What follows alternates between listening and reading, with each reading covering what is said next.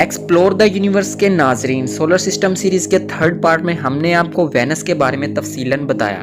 تو میرا نام ہے عبدالرؤف بھٹی اور آج ہم آپ کو سولر سسٹم کے سیارے مارس کی مکمل ڈاکومنٹری دکھائیں گے۔ ناظرین، ہم سب کے ذہنوں میں یہ سوال آتا ہے کہ یہ پلانٹ کیسے وجود میں آیا، اس کی ساخت کیا ہے اور کیا یہاں پر رہائش ممکن ہے؟ آج کی اس ویڈیو میں ہم آپ کو ایسے ہی سوالوں کا جواب دیں گے۔ نظام شمسی کے دوسرے سیاروں کی طرح مارس بھی 4.5 ارب سال پہلے گھومتی ہوئی گیسوں اور ڈسٹ سے مل کر بنا۔ زمین کے مقابلے مارس کا سائز صرف آدھا ہے۔ ساتھی ٹریسٹریل پلانٹس کی طرح مارس بھی ایک سینٹرل کور، راکی مینٹل اور ٹھوس ڈسٹ سے بنی ہوئی بیرونی تہہ رکھتا ہے، اور مارس پر ایک دن 24.6 گھنٹوں کے برابر ہوتا ہے اور ایک سال 687 زمینی دنوں کے برابر ہوتا ہے۔ آخر مارس کا نام مارس ہی کیوں رکھا گیا؟ تو اس کی وجہ یہ ہے کہ مارس کا نام ایک قدیم جنگ کے دیوتا کے نام پر رکھا گیا، جبکہ یونانی اس سیارے کو ایریز کہتے ہیں۔ یونانی اور رومن اس سیارے کو جنگ کے ساتھ اس لیے منسلک کرتے ہیں کیونکہ اس کا رنگ خون کے رنگ سے مشابہت رکھتا ہے۔ یہاں پر دلچسپ بات یہ ہے کہ زمین کا تو صرف ایک چاند ہے، لیکن مارس پر ایسا نہیں۔ مارس اپنے 2 چاند رکھتا ہے، جن میں سے ایک کا نام فوبوس اور دوسرے کا نام ڈیمس ہے۔ اگر درجہ حرارت کے لحاظ سے دیکھیں تو مارس ایک ٹھنڈا سیارہ ہے جو -66 ڈگری سیلسیس کے ساتھ نقطۂ انجماد سے بھی کم درجہ حرارت رکھتا ہے۔ اس کی سطح پتریلی ہے اور یہ سارا سیارہ گہری کھائیوں، آتش فشاں علاقوں، خشک جھیلوں اور کریٹر سے ڈھکا ہوا ہے، اور اس کی سطح پر سرخ رنگ کی مٹی پائی جاتی ہے۔ کبھی کبھی ہوا اتنی تیز چلتی ہے کہ یہ سرخ مٹی کے طوفان بن جاتے ہیں جو سارے سیارے پر منڈلانے لگتے ہیں۔ یہاں آپ کو ایک دلچسپ بات بتاتے چلیں کہ مارس کی سطح پر زمین کے مقابلے کشش ثقل صرف 1/3 موجود ہے۔ اسی وجہ سے اگر زمین پر کسی انسان کا وزن 45 کلو گرام ہے تو مارس پر جا کر وہ تقریباً 17 کلو گرام ہی رہ جاتا ہے۔ ناسا نے اپنے جدید اسپیس کرافٹس کی مدد سے مارس کی سطح سے آنے والی آواز بھی ریکارڈ کی ہے، جو کچھ اس طرح سنائی دیتی ہے۔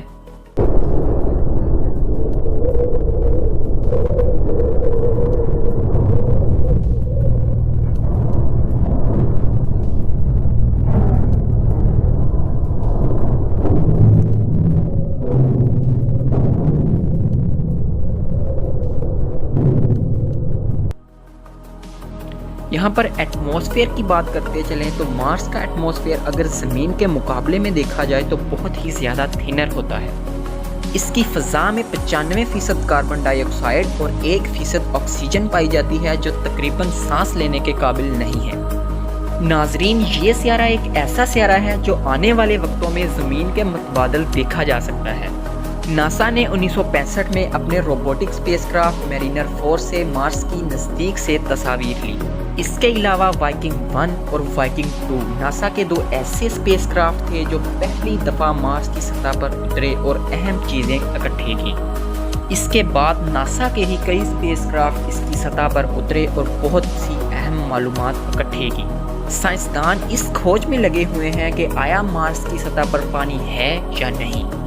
چونکہ پانی زندگی کے لیے بہت اہم ہے، تو اگر یہ پتہ لگا لیا جائے کہ مارس کی سطح پر کبھی پانی تھا یا ہے تو یہ آنے والے وقت میں مارس پر زندگی کے لیے بہت ہی اہم ثابت ہو سکتا ہے۔ ناسا نے اپنے اسپیس کرافٹ سے مارس کی سطح پر کچھ ایسے منرلز ڈھونڈے جو صرف پانی سے ہی بنائے جا سکتے تھے۔ اس کا مطلب ہے کہ وہاں پر پانی کبھی موجود تھا۔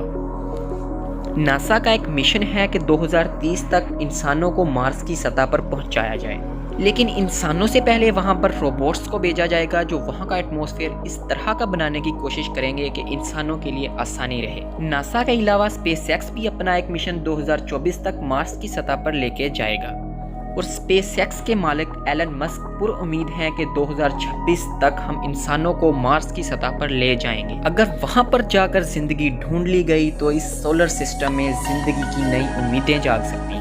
تو دا سولر سسٹم سیریز کے 4تھ پارٹ میں ہم نے آپ کو مارس کے بارے میں تفصیلاً بتایا۔ اگر ویڈیو پسند آئی ہے تو اسے لائک کریں اور دوستوں کے ساتھ شیئر کرنا مت بھولنا۔ سولر سسٹم سیریز کے 5تھ پارٹ میں ہم آپ کو ایک بہت بڑے سیارے جوپیٹر کے بارے میں بتائیں گے۔ تب تک کے لیے اپنا بہت سا خیال رکھیے گا۔ اللہ نگہبان۔